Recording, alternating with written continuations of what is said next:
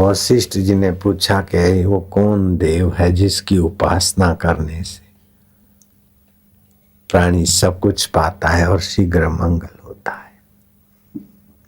तो शिव जी ने कहा कि इंद्र भी देव नहीं है, वरुण भी देव नहीं है, कुबेर भी देव नहीं है, वो देव नहीं, वो देव नहीं, हे मुनि शार्दुल में भी देव नहीं।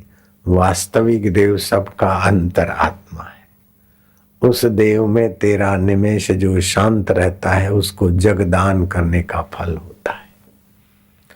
17 निमेष उस परमात्मा देव में जो शांत होता है उसको बाज पे यज्ञ करने का फल होता है। तो एक घड़ी उस देव में जो ध्यानस्थ होता है उसे बड़े पुण्यों की और दिव्यता की प्राप्ति होती। जो एक मुहूर्त माना 1.5 घंटा राजसु यज्ञ के फल की प्राप्ति होती है। जो एक पहर उस परमात्मा देव में शांत रहता है, निसंकल्प होता है, उसको अश्वमेघ यज्ञ के फल की प्राप्ति होती है। अश्वमेघ यज्ञ करना कितना कठिन है। भगवान राम जैसे को भी अश्वमेघ यज्ञ निर्विघ्न पूरा करने में बहुत कुछ सहना पड़ा था। उस परमात्मा देव में 3 घंटे ध्यानस्थ होने से अश्वमेघ यज्ञ का फल होता है। जो नित्य उस देव में रमण करते हैं, जिन संतों के दर्शन से वाणी से समाज के लोगों के पाप ताप निवृत्त होते हैं, वे संत भी इस परमात्मा देव के ध्यान के बल से ही लोगों के पाप ताप निवृत्त करते और मंगल करते हैं। ये ऐसा परमात्मा देव है, बिल्कुल यथार्थ। भोले नाथ यथार्थ नहीं कहेंगे तो कौन कहेगा। अपन उस देव की उपासना करते हैं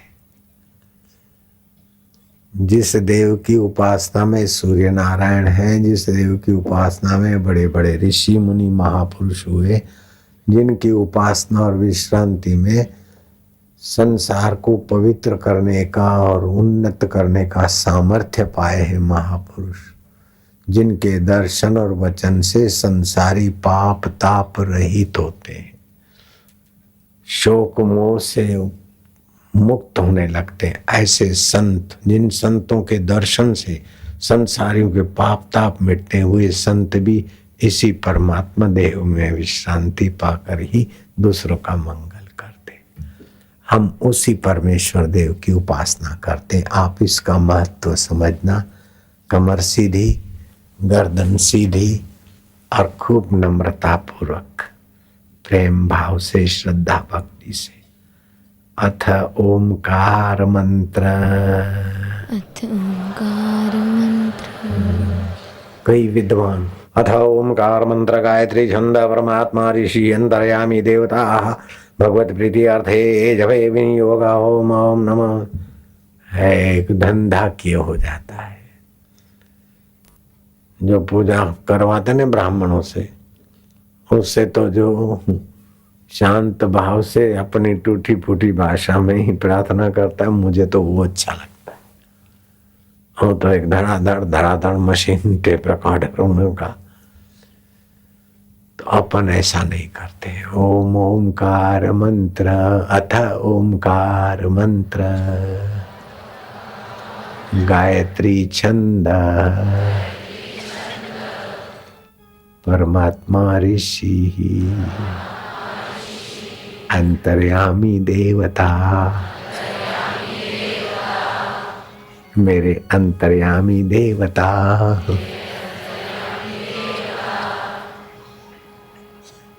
अंतर्यामी प्रीति अर्थे अंतर्यामी ज्ञान अर्थे जपे विनियोग। हम अंतर्यामी से प्रीति के लिए और उस अंतर्यामी तत्व का साक्षात्कार करने, ज्ञान पाने के लिए इस परमेश्वर का महामंत्र का हम जप करते हैं। जप शुरू कर दो। ओम ओम ओम ओम। होठों में जपते जाओ, ललाट में देखते जल्दी जपो, धीरे जपो, कंठ से जपो, मन से जपो, हृदय से जपो, जैसे जपो, शायद स्वाभाविक जपते जाओ उस परमेश्वर के नाम को और शांत होते जाओ। वे प्रीति दाता है, वे ज्ञान दाता है,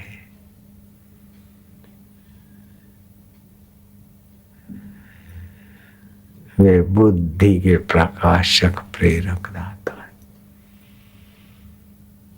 जगत के स्वामी है, प्राणी मात्र के सुहृदय है। वह सम स्वरूप है। बुरों के प्रति उनको द्वेष नहीं है, अच्छों के प्रति उनको ममता राग नहीं है, लेकिन जो उनका चिंतन करते पुकारते हैं वे उनसे अधिक लाभ ले लेते हैं। जैसे सूर्य नारायण का किसी से द्वेष या राग नहीं है, फिर भी लक्कड़ पर सूर्य पड़ता है तो रिफ्लेक्स प्रतिबिंब उतना नहीं पड़ता जितना बर्तनों पे, और बर्तनों पे जो प्रतिबिंब पड़ता है उससे ज्यादा आईने पे पड़ता, और आईने की अपेक्षा बिलोरी कांच तो सूर्य की दाग शक्ति भी खींच लेता है। इसमें सूर्य नारायण का किसी के प्रति अधिक देना कम देना नहीं है। ऐसे जो जैसा जब सुमरण प्रीति करता वैसा वो देव दे देता है, उनसे हम ले ही लेते हैं। ओम ओम परमात्मने नमः। ओम ओम सद्बुद्धिदाताय नमः। ओम ओम। जरूरी नहीं कि मेरा सिखाया ही तुम करो, तुम्हारे को जो भी आए तुम्हारा और प्रभु का सीधा संबंध जोड़ लो। मेरी बीच में जरूरत नहीं है, सभी का उतने का उतना है। एक माँ के 10 बच्चे तो माँ का 10वां हिस्सा एक बच्चे का होता है क्या? माँ तो 10 की पूरी है। ऐसे परमात्मा जितने मेरे हैं उतने ही आपके, पूरे के पूरे हो महाराज, सबके पूरे हो। जितने शिव जी के हैं उतने ही मेरे हैं, उतने ही आपके हैं, उतने ही आपके पड़ोसी के। ओम ओम समोहम सर्वभूतेषु न मे द्वेषोऽसि न मे प्रिय। हे सम स्वरूप, हे ज्ञान स्वरूप, हे प्रभु। ओम ओम ओम।